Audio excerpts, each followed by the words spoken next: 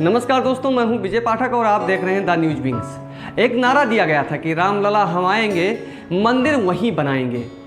भारत के राजनेता, सेकुलर राजनेता, लिबरांडू, स्वघोषित बुद्धिजीवी तथा वामपंथी आदि ने इस नारे को सांप्रदायिक घोषित कर दिया था।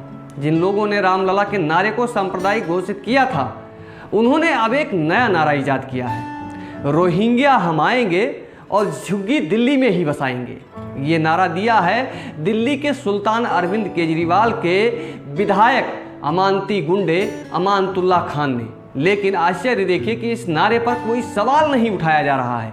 हिंदुस्तान के इन लिबरांडुओं के लिए श्री राम से ज़्यादा रोहिंग्या उन्मादी स्वीकार हो गए हैं। इन लोगों को रोहिंग्या उन्मादियों की तो चिंता हो रही है, लेकिन उनके मुंह से इस्लामिक जिहाद का शिकार हुए कश्मीरी पंडितों के लिए संवेदना का एक शब्द आज तक नहीं फूटा है। देश की राजधानी दिल्ली में अचानक जिस प्रकार से वामपंथ और चरमपंथ ने मिल करके रोहिंग्याओं की बस्ती में लगी आग को राष्ट्रीय आपदा का विषय बना दिया है, उससे कहीं ना कहीं वर्षों से बेघर हुए कश्मीरी पंडितों के मन में यह पीड़ा जरूर आई होगी कि काश उनके लिए भी कभी इतने प्रेम और कष्ट का 1% भी दिखाई दिया होता, तो शायद आज कश्मीरी पंडितों की घर वापसी हो गई होगी।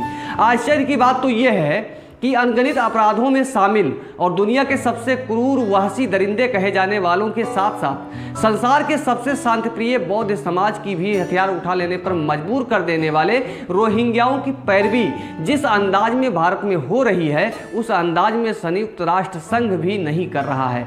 म्यांमार में रोहिंग्याओं ने अनगिनत बौद्धों का कत्लेआम किया, हिंदुओं का कत्लेआम किया, चुन चुन कर क्रूरतम तरीके से बौद्धों तथा हिंदुओं को मारा।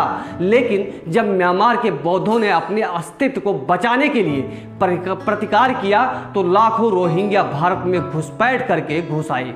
एक तरफ देश की सुरक्षा एजेंसियां म्यांमार में बौद्धों तथा हिंदुओं की क्रूरतम हत्याएं करने वाले रोहिंग्याओं को देश की आंतरिक तथा बाहरी सुरक्षा के लिए खतरा बता रही हैं, तो वहीं दूसरी तरफ भारत के वामपंथी, जिहादी तथा लिबरांडी रोहिंग्याओं को अपने दामाद की तरह ट्रीट कर रहे हैं। विशेषकर दिल्ली ओखला के आसपास राजनीति करने वाले मुस्लिम नेताओं में तो इसकी जबरदस्त होड़बाजी दिख रही है। कुछ समय पहले कांग्रेस पार्टी के आसिफ मोहम्मद खान ने इलाके का दौरा किया और कहा कि रोहिंग्याओं को घुसपैठी कहने वाले स्वयं सांप्रदायिक हैं और रोहिंग्याओं को मासूमियत की प्रतिमूर्ति घोषित कर दिया।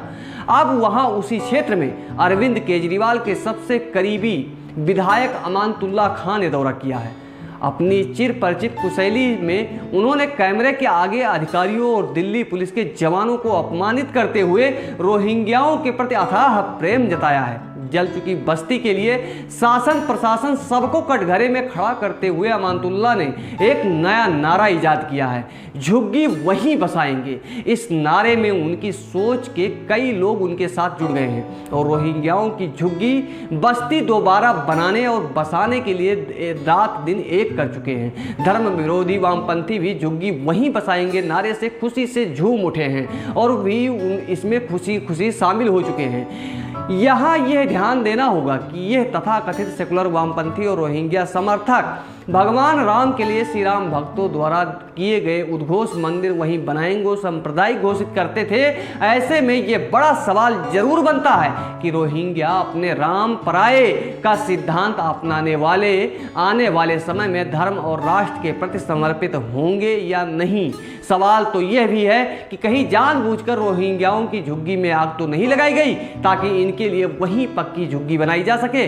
पाकिस्तान, बांग्लादेश आज से आए हिंदू आज भी दिल्ली में तड़प रहे हैं, लेकिन दिल्ली की केजरीवाल सरकार रोहिंग्याओं को अपना रिश्तेदार मानते हुए उनके लिए पक्की झुग्गियां बनवा रही है। उन रोहिंग्याओं की जो देश की आंतरिक तथा बाहरी सुरक्षा के लिए खतरा है। केंद्र की मोदी सरकार को इस पर संज्ञान लेना चाहिए, रोहिंग्याओं की पक्की बस्ती पर रोक लगानी चाहिए तथा एनआरसी लागू करके इनको देश के बाहर खदेड़ना चाहिए।